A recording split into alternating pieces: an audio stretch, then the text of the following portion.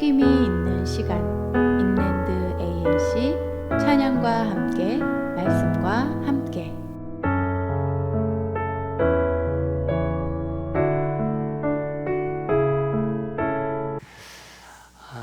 수요일 저녁입니다. 여러분 좀 이렇게 분위기가 약간 바뀌었죠? 여러분이 가정에서 이렇게 편안하게 말씀 들을 수 있고 또 함께 할 수 있도록 우리가 세트를 좀 바꿔봤습니다. 우리 기도하고 시작하도록 하겠습니다. 하나님 감사합니다. 또 새해 들어 이제 성경 강해 공부 시간 시작합니다.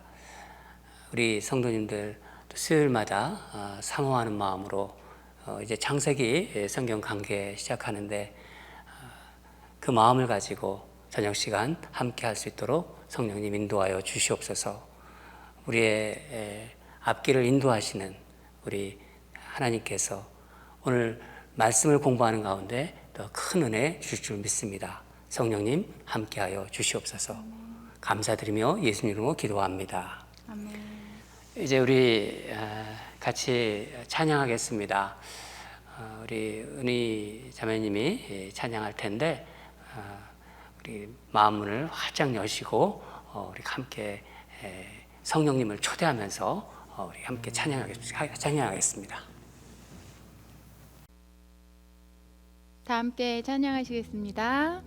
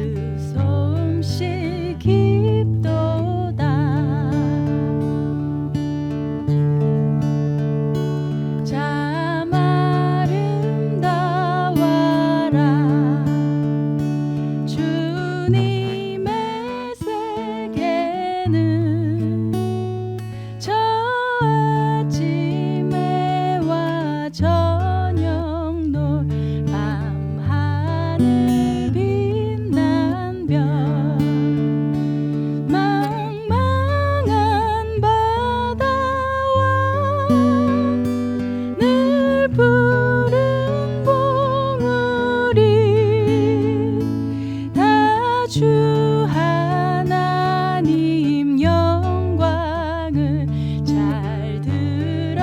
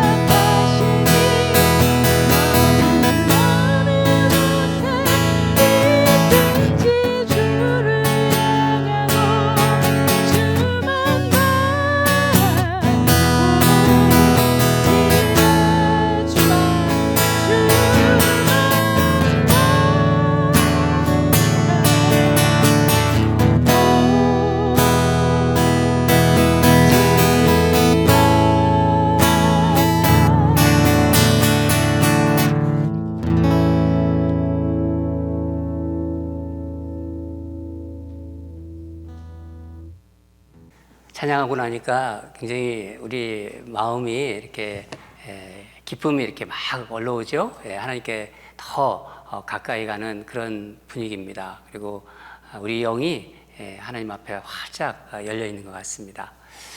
오늘은 이제 창세기를 공부하는데 창세기는 굉장히 많죠. 50장까지 있고 여러분 창세기부터 요한계시록까지 이렇게 하루에 한 장씩 공부를 한다면은 얼마나 걸릴까요? 어느 분이 한번 이렇게 해봤나 봐요. 한 장씩 할 때는 한 4년 정도 걸린다고 합니다. 여러 장을 이제 공부하면은 이제 빨리 끝날 수도 있겠죠. 오늘 창세기 공부하는 방식은 강해로 이제 강해 공부를 하겠습니다. 강해식으로. 근데 문답식으로 묻고 좀 대답하고 하는 식으로. 그래서 우리 성도님들이 좀 이렇게 이런 거는 좀 이렇게 참 질문하고 싶다 하는 그런 것들을 좀 발췌해 봤고, 또 질문을 하고 싶은 게 있으면은 얘기해 주시면은 나중에 또 그걸 문제로 그렇게 하도록 하겠습니다. 창세기 오늘 공부하는데 우리 함께 우리 하나님께서 간섭하셔서 큰 은혜가 있으면 좋겠습니다. 우리 한번 첫 번째 질문을 들어보겠습니다. 창세기라는 이름은 어떻게 만들어졌고 누가 언제 기록했나요? 일반적으로 많이들 질문하는 그런 내용입니다. 여러분 구약 성경의 대부분의 그 책 이름은 없어요. 처음에는 특별히 모세오경 잘 아시죠? 모세오경이 창세기, 출애굽기, 레위기, 민수기, 신명기입니다. 근데 그걸 부를 때 어떻게 불렀냐면은 그냥 책 첫머리에 처음 나오는 단어를 그냥 책 이름으로 사용했어요. 재미있죠? 그래서 만약에 창세기다. 그러면 은혜자매님 창세기 첫머리에 뭐가 나오죠? 태초에.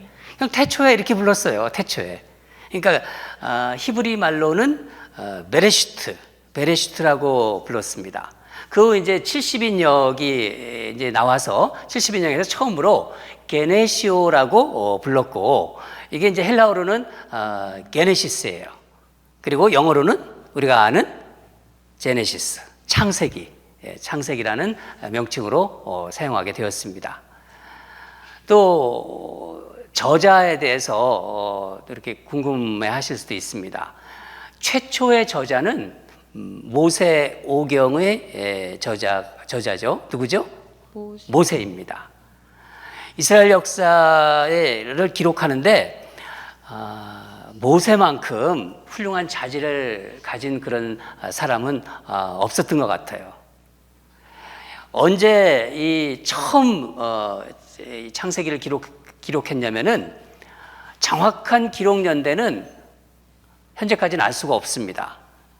우리가 알 수 있는 것은 출애굽부터 모세가 죽기 전까지 그때 기록했을 거라고, 이제 처음 기록했을 때 모세는 이스라엘 백성들을 이제 광야로 인도해 가지고 광야에서 40년 동안 생활을 마치고 120년, 그러니까 120세에 세상을 떠났어요.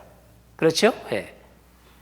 추측컨대 신학자들은 1446년부터 1406년 사이로 보고 있습니다. 이 두루마리라고 그러거든요. 두루마리 책으로 쓰여질 때는 실제로 이제 그게 구전되어 가지고 두루마리로 쓰여질 때는 바벨론 포로에서 돌아온 주전 400년경으로 보고 있습니다. 그래서 여러분 창세기 그러면은 이건 무조건 처음 쓰여진 글이구나. 그렇지 않습니다. 창세기라고 해서 가장 처음 책으로 쓰여진 것은 아닙니다. 책으로 쓰여질 때는 다르다는 거예요. 그럼 창세기는 오늘을 살아가는 우리에겐 어떤 의미를 주나요? 이 두 번째 질문은 정말 대단히 중요한 질문인 것 같습니다. 창세기라는 것은요, 모든 것의 시작을 의미해요.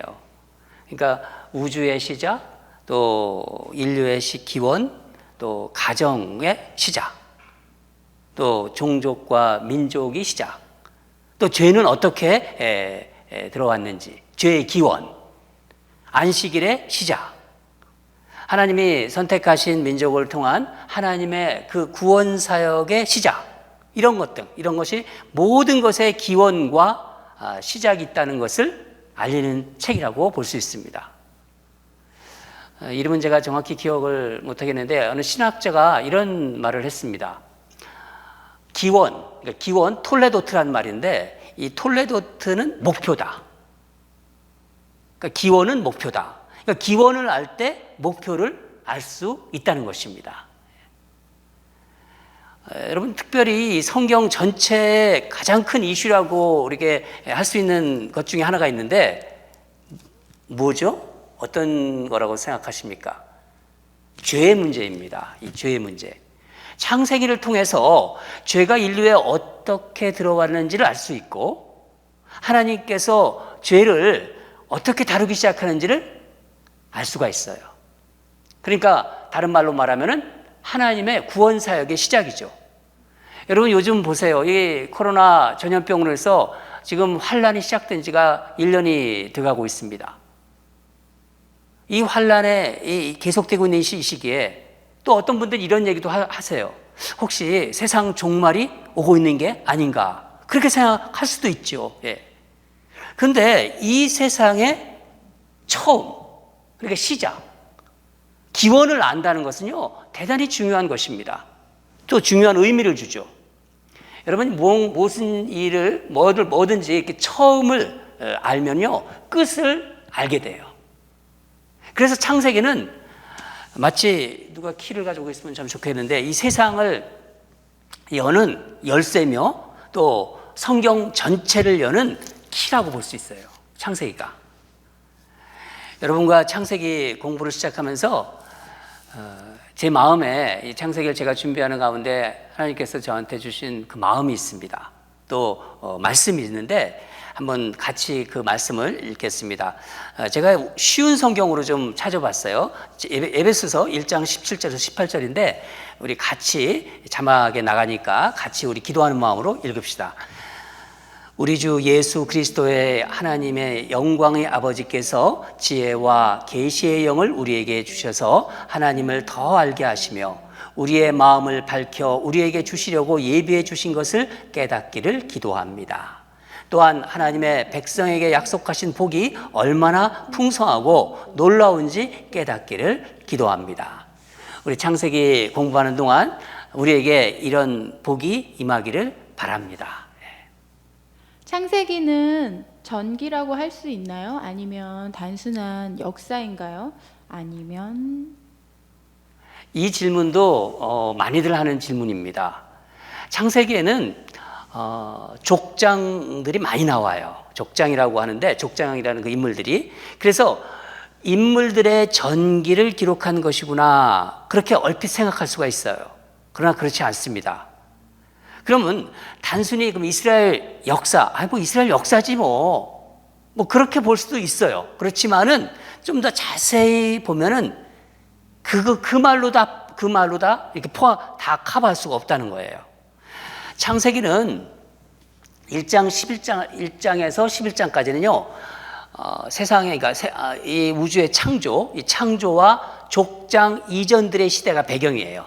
백그라운드가. 그래서 가장 중요한, 그 당시에 가장 중요한 이슈라고 볼 수 있는 창조, 그 다음에 타락, 그리고 홍수, 바벨탑 사건, 이 네 가지가 굉장히 중요한 이슈로 나오죠. 이것을 역사라는 개념으로 거기에 포함시키기가 참 어렵습니다. 그래서 어떤 학자들은 원역사라고 그래요. 일반 역사 있지만은 그걸 원역사다, 그러니까 말을 지은 거죠. 근데 어떤 사람들은요, 일반 세상 사람들이 보는 시각인데, 아이고 그거 뭐 신화야, 그거 뭐 옛날 무슨 그게 말이 되는 얘기야, 무슨 뭐 바다가 갈라지고 뭐 신화라고 생각을 하죠. 여기서부터 하나님과 멀어지는 거예요. 그렇게 어프로치 되면은 하나님을 만날 수가 없는 거예요. 12장부터 50장까지는 족장들의 이야기가 나옵니다. 우리가 잘 아는 족장들 누구죠? 대표적으로 아브라함, 이삭, 야곱, 요셉. 이 족장들의 이야기가 나오고 이들에 대한 소명, 이들이 무슨 소명을 받았는가 하나님께 그 이야기가 나옵니다.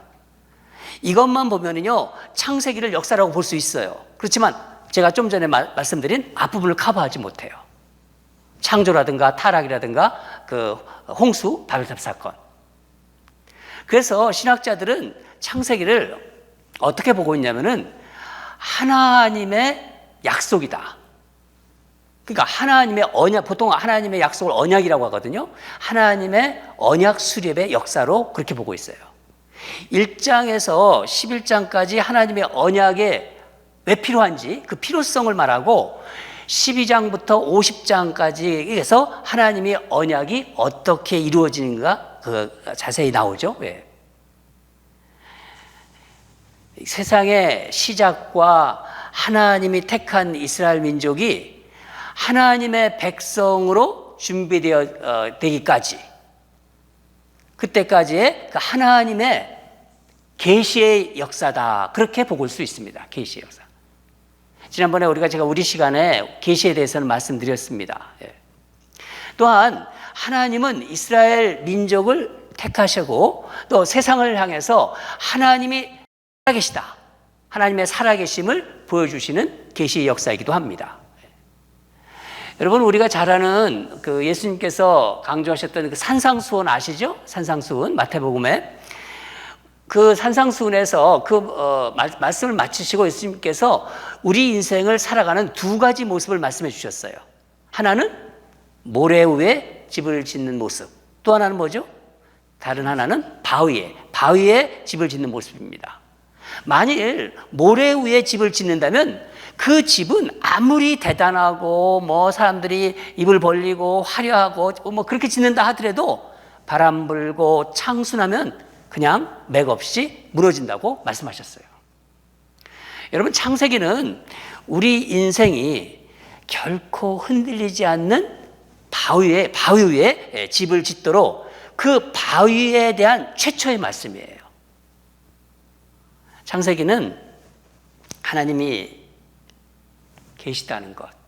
여러분이 하나님이 계시다는 것을 아는 사람과 그렇지 못한 사람의 삶은 천지 차이예요. 그렇죠, 여러분? 하나님이 계시다는 것. 그 하나님이 세상을 창조하시고 우리를 만드시고 우리 삶에 개입하시고 또 믿음으로 살도록 우리를 부르시고 하나님의 약속을 이루어 가신다는 처음 복음이에요. 이제 우리 좀 창세기를 좀 열도록 하겠습니다. 오늘은 앞부분만 잠깐 우리가 공부하도록 하는데 창세기 1장 1절에서 5절 우리 다 같이 읽도록 하겠습니다. 성경 공부 시간에는 그냥 앉아서 읽으셔도 되겠습니다. 성경 공부 우리가 이렇게 편하게 우리 무대도 이렇게 편안하게 했지 않습니까? 저도 옷도 이렇게 그냥 캐주얼하게 입고 여러분 편안한 마음으로 성령님께서 우리 안에 역사하도록 그런 마음으로 우리 창세기 1장 1절에서 5절 같이 읽겠습니다. 시작. 태초에 하나님이 천지를 창조하시니라. 땅이 혼돈하고 공허하며 흑암이 깊음 위에 있고 하나님의 영은 수면 위에 운행하시니라. 하나님이 이르시되 빛이 있으라 하시니 빛이 있었고 빛이 하나님이 보시기에 좋았더라. 하나님이 빛과 어둠을 나누사 하나님이 빛을 낮이라 부르시고 어둠을 밤이라 부르시니라. 저녁이 되고 아침이 되니 이는 첫째 날이니라. 아멘. 태초에 하나님이 천지를 창조하시니라. 그렇게 시작하죠. 창세기는요, 이렇게 선포로 시작해요. 선포. 지난번에 한 집사님이 이런 질문을 하셨어요. 이 집사님이 성경을 아주 세밀하게 보시는 분이에요. 창세기에 처음에 목사님 태초에라는 말 나오는데 또 신약 성경 처음 책인 요한복음에도 1장 1절에 뭐라고 나오냐면요. 태초에 이렇게 나와요. 그 창세기에 나오는 태초와 요한복음에 나오는 그 태초에 그 말씀에 계시니라 거기서 태초가 같은 시간이냐 그걸 물어보시더라고요. 그래서 제가 속으로 놀랐어요. 참 예리하시구나. 예. 여러분 어떻게 생각하세요? 우리 은혜자매는 어떻게 생각하세요? 같은 것 같다고 얘기해요. 그럴 수 있어요. 예. 같은 시간대로 볼 수가 없는 거예요. 이거는요. 창세기 태초보다 요한복음이 태초가 먼저예요. 왜냐하면은 말씀이신 예수님이 이 세상의 창조 과정에 함께 하셨기 때문이에요. 그 뒤에 어떤 말씀이 나오냐면 이 말씀이 하나님과 함께 계셨으니 이 말씀이 곧 하나님이시라. 예수님도 창조 현장에 계셨어요. 골로새서에서는 이것을 더 자세히 설명해 주고 있는데 골로새서 1장 17절 제가 읽어드리겠습니다. 또한 그가 만물보다 먼저 계시고 만물이 그 안에 함께 섰느니라. 이해가 되시죠? 네. 말씀이신 예수님께서 먼저 계셨어요. 영원 이전의 태초라고 말할 수 있는 것입니다. 우리 계속해서 2, 3절 같이 읽겠습니다. 시작. 땅이 혼돈하고 공허하며 흑암이 깊음 위에 있고 하나님이 영은 수면 위에 운행하시니라. 하나님이 이르시되 빛이 있으라 하시니 빛이 있었고. 여기 땅이 혼돈하고 공허하다. 그런 말씀이 나오죠. 칠흑 같은 어둠입니다. 혼돈하고 공허하면서 정말 어둠. 칠흑 같은 어둠을 얘기합니다. 그런데 하나님의 영이 수면 위를 운행하세요. 여러분 지금 이 땅은 지금의 우리의 이 땅의 모습이 아니에요. 그리고 어떤 걸 얘기하냐면 형체가 없어요. 형체가 없고 그저 그냥 텅 빈 상태. 그리고 거기에는 어둠만 있어요. 그 위에 하나님이 영만 이렇게 활동하고 있는 거예요. 그런 걸 한번 상상해 보세요. 하나님의 영은 일반적으로 구약이나 신약 보면은요, 하나님이 그 호흡이라고 그래요. 그 히브리 말로는 루하흐라는 말을 쓰는데 이 영은 그러니까 혼돈과 공허와 어둠을 그러니까 우주를 감싸고 있어요. 그런 그 혼돈과 공허와 그런 어둠의 그 우주를 감싸고 있는 거예요. 하나님의 영이. 그러니까 하나의 호흡이죠. 하나님의 루하흐. 예. 하나님이 영이 우주를 품으시고 거기에 하나님의 생명을 이렇게 집어넣으신 거예요.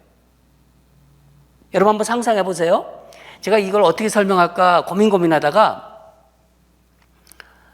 어느 과학 잡지를 봤는데 정말 그게 이게 하나님께서 주신 어떤 메시지구나.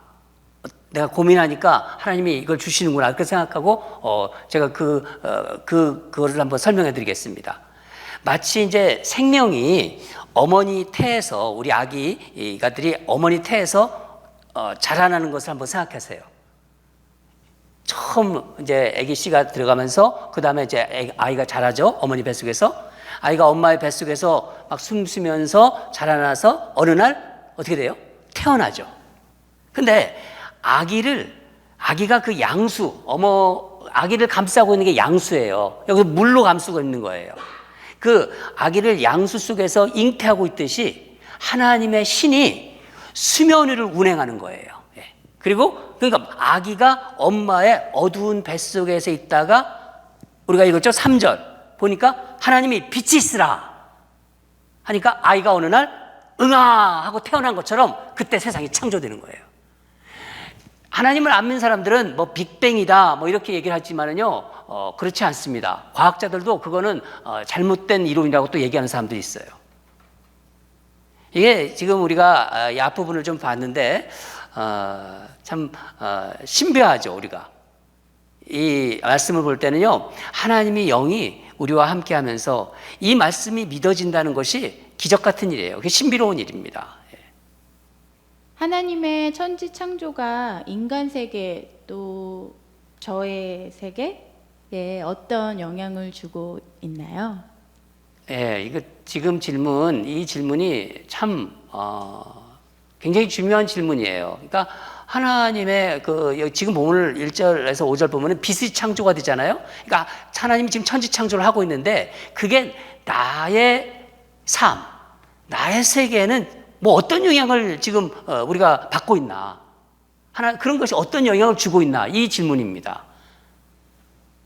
여러분, 형체가 없어요. 그리고 혼돈과 공허에 어떻게 됐죠?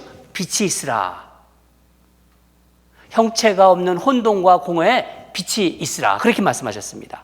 그러니까 이거는요, 하나님의 이 천지 창조는요, 여러분, 이 우주에는 다 에너지가 있다고 합니다. 에너지가 질서가 없는 거예요. 무질서에서 이렇게 질서로 흘러가게 하신 거예요. 하나님께서.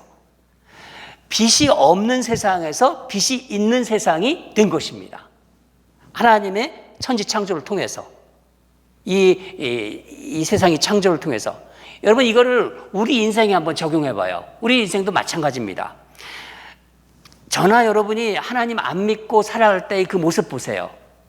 질서가 없는 인생이에요. 그러니까 무질서한 인생이죠. 그러니까 내가 내 인생의 주인이에요. 아니, 뭐 내가 내 마음대로 하는데 왜 그래? 그런 얘기 많이 했잖아요. 내가 내 인생의 주인이라는 거죠. 근데 그런 인생의 하나님을 만나면요, 무질서한 삶에 질서가 잡히가 돼요. 삶의 우선순위에 가장 꼭대기에 하나님이 있잖아요. 여러분, 그렇죠? 여러분들의 삶 속에서도 삶의 우선순위가 세워진다는 것입니다. 하나님을 믿지 않고서는요, 인간의 삶의 바른 질서가 생기지 않아요. 제가 하나님을 믿고 이런 이야기를 할 수 있는 거예요. 사실 하나님 믿지 않았을 때는 이런 말이 공허하게 들려요. 그렇죠? 삶의 기준이 생깁니다. 어두운 인생의 빛, 참빛이라고 얘기했는데 이 빛이 바로 말씀이에요. 말씀이 들어오면 우리 삶에 아름다운 질서가 생기는 거예요. 그러니까 혼돈된 삶에서 제자리를 찾아주는 거예요. 여러분, 빛이 있으면요, 어둠 속에서 제자들이 다 잡혀집니다. 우리 인간을 한번, 우리 삶을 생각해 봐요. 내가 어디서 왔고 어디로 갈 것인지를 알게 되잖아요. 목적과 종착지를. 얼마나 이 말씀이 우리 이 세상의 천지 창조가 우리 인생에 정말 큰 의미죠. 큰 의미로 다가온다는 거죠. 예. 에베소서 5장 8절에 이것을 분명하게 알려주고 있습니다. 너희가 전에는 어둠이더니 이제는 주 안에서 빛이라. 빛의 자녀들처럼 행하라. 그렇죠? 사도 바울 보세요. 사도 바울이 예수님 만나고 나서 예수님 빛으로 만났잖아요. 사도행전 9장 3절 보면은 호련히 하늘로서 빛이 그를 불러 비추는지라. 거기서 꼬꾸러졌잖아요. 그리고 주님을 영접하고 주의 사도가 되고 복음을 전하는 그런 놀라운 사도가 되잖아요. 질서가 딱 잡히는 거예요. 사울은요, 다메섹 도상에서 만난 빛, 그 사도 바울의 인생에 바로 빛이 들어오고 비로소 하나님과의 관계가 바르게 세워진 것입니다. 그건 사도 바울뿐만이 아니에요. 저도 그렇고, 은혜자매님도 그렇고, 또 여러분들도 그렇고, 다 그렇지 않습니까? 하나님을 알고 믿는다는 것은 내 삶에 바른 기준이 없다가 이제 기준이 생겼다는 것입니다. 여러분 믿으시죠? 네. 사랑하는 여러분, 하나님은 혼돈과 무질서에서 질서를 만드셨습니다. 아름다운 질서. 나는 어떤 기준을 가지고 세상을 지금 살아가고 계신지를 생각해 보시기 바라요. 여러분, 지금 이 세상 너무너무 많이 무질서합니다. 하나님으로부터 그만큼 멀어졌다는 거예요.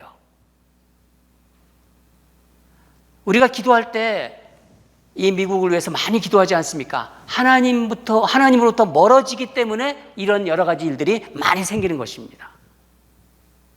얼마나 많은 무질서한 일들이 지금 일어나고 있습니까? 세계적으로. 그러나 하나님 말씀에 순종할 때 세상은 아름다운 질서로 자리 잡게 될 것입니다. 여러분, 우리 인생도 마찬가지예요.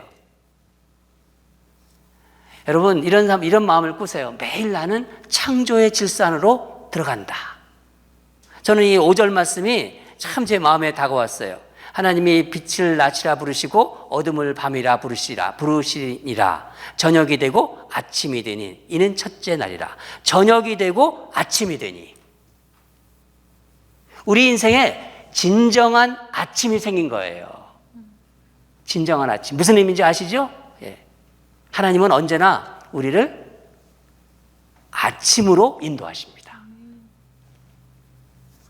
여러분, 오늘 창세기 개요와 또 1절에서 5절 우리 살펴보았습니다. 창세기 공부하는 이 강해식 성경 공부, 문다식 성경 공부에 여러분 사모하면서 매주 이 시간을 비워놓으시기 바랍니다. 우리 다 같이 기도하겠습니다. 하나님 아버지 감사합니다. 오늘부터 창세기 강해식 성경 공부를 합니다. 또 문답으로 이렇게 같이 성도들과 호흡을 맞춥니다. 하나님 이 시간에 함께 하셔서 우리의 영을 만져주시고 세상을 창조한 하나님이 나의 주인이고 나의 모든 나의 삶을 인도자라는 것을 다시 한번 생각하고 나의 삶의 바른 아름다운 질서를 만드신 그 하나님을 우리가 생각하면서 오늘도 주님 안에서 거하고 또 그렇게 살아갈 수 있도록 도와주시옵소서. 이 창세기 강해식 성경 공부에 함께 하셔서 우리 온 성도들이 이 어려운 환난을 말씀으로 이겨내는 귀하고 복된 시간 되도록 도와주시옵소서. 감사드리며 예수님 이름으로 기도합니다. 다음 주에 뵙겠습니다.